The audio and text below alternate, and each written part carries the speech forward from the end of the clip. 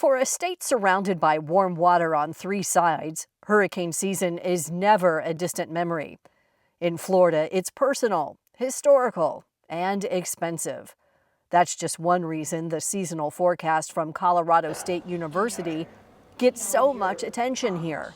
Florida has recorded roughly 125 direct hurricane hits since records began in 1851, including nearly 40 major hurricanes, more than any other state in the U.S.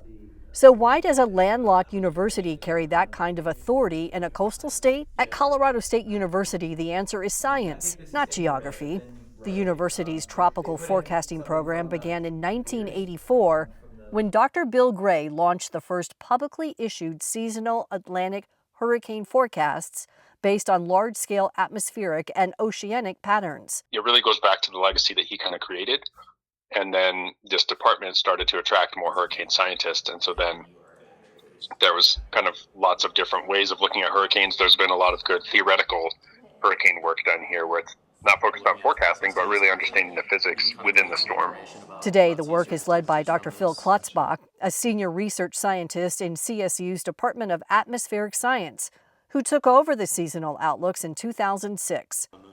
The forecasts draw on global data and climate signals, not local geography, which is why an inland campus can still be at the center of Atlantic forecasting. And in Florida, that big picture forecasting matters because the stakes are so high. NOAA says Florida has been affected by $94 billion weather and climate disasters from 1980 through 2024, including 36 tropical cyclone events. In just the past few years, Floridians have seen exactly how fast those risks can turn real.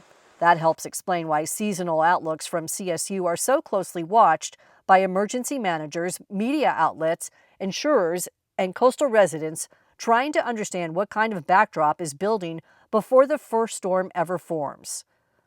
What gives CSU staying power is not that it predicts exactly where every storm will go.